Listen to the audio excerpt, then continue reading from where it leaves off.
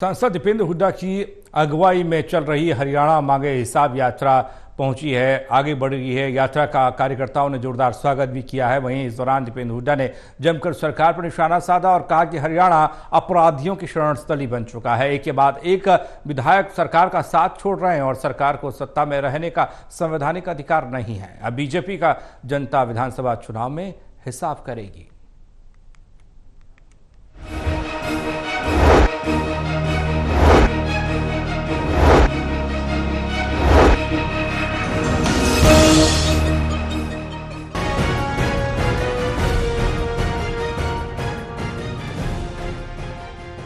विधानसभा चुनाव हरियाणा में कुछ महीने बाद होने वाले हैं। ऐसे में कांग्रेस ने भी अब हाईवे बेल्ट को मजबूत बनाने के मकसद को लेकर हरियाणा मांगे हिसाब और कांग्रेस से आज अभियान के तीसरे दिन सांसद भूपेंद्र सिंह हुड्डा ने सोनीपत के राई क्षेत्र से पदयात्रा शुरू कर बहालगढ़ तक निकाली। इस दौरान उनके साथ कांग्रेस विधायक सुरेंद्र पवार और सांसद सतपाल ब्रह्मचारी के अलावा भारी संख्या में कांग्रेस पार्टी के कार्यकर्ता मौजूद रहे। दीपेंद्र हुड्डा ने कहा कि बीजेपी के शासनकाल में हरियाणा की जनता रोजगार को तरसती रही और लाखों पद खाली पड़े हैं।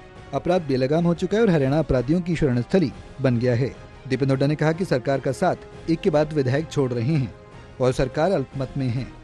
ऐसे में सत्ता में रहने का बीजेपी के पास संवैधानिक अधिकार नहीं है। हरियाणा में हालात अब कुछ इस तरह बन रहे हैं कि विधानसभा चुनाव में कांग्रेस ही एक विकल्प नजर आ रही है। आने वाले चुनाव में मुकाबला कांग्रेस और बीजेपी में रहेगा।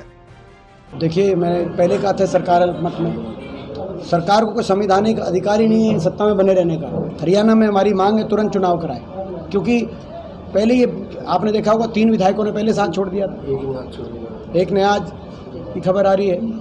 तो ये अल्पमत में आ चुके, गठबंधन पहले ही इनका टूट चुका है और केवल विधायकों ने साथ नहीं छोड़ा, जनता ने इनका साथ छोड़ दिया है। इसका प्रतीक ये है कि पूरे देश में सबसे ज़्यादा विपक्ष को वोट कहीं मिली है तो हरियाणा में मिली 47.6%, ऑलमोस्ट 48%। हो सकता है कि हरियाणा प्रदेश में सब अपनी पार्टियां, लेकिन हरियाणा प्रदेश में जो आपने लोकसभा में देखा 2 ही मुकाबले हैं, कांग्रेस और भाजपा का।